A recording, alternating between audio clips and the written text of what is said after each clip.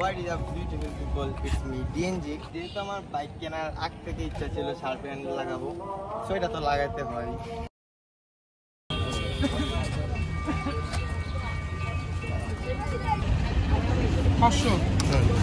দেন আমি সোজা চলে যাই পাম্পে, বিকজ আমার বাইকে ফুয়েল ছিল না।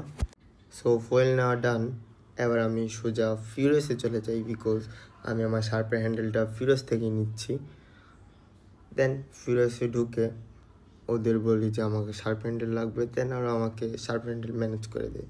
এই যে আমার শার্পের হ্যান্ডেল, জিএসএক্সের একটা মাস্টারপিস পার্টস বলতে পারো এই শার্পের হ্যান্ডেল, বিকজ জিএসএক্সের ছাড়া তুমি অন্য কোনো বাইকে চাইলেও শার্পের হ্যান্ডেল ইউজ করতে পারবে না।